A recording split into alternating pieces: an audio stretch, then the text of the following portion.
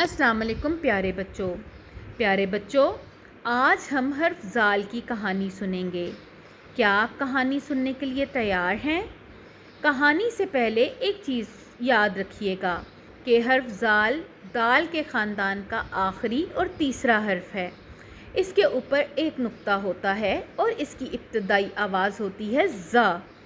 چلیے کہانی سنتے ہیں۔ ذخیرے میں چاولوں کے ذرے بکھرے پڑے تھے۔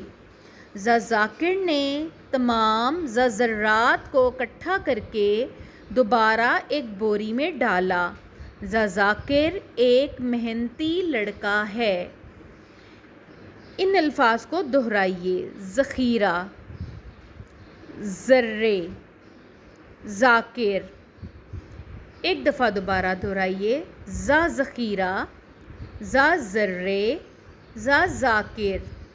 ایک دفعہ دوبارہ دہرائیے: زال ذخیرہ، زال ذرے، زال ذاکر۔ پیارے بچوں، کیا آپ نے غور کیا کہ ان تینوں الفاظ کی ابتدائی آواز ز ہے اور یہ ز آواز حروف تہجی کے حرف زال کی ہے؟ آپ نے یاد رکھنا ہے کہ زال دال کے خاندان کا تیسرا حرف ہے۔ دال کے خاندان کے 3 حروف ہیں: دال، ڈال اور زال۔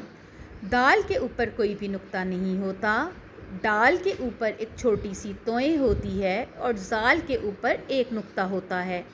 آپ اسی طرح سے حروف سیکھتے رہیں۔ اگلے سبق میں ملاقات ہوگی۔ اللہ حافظ۔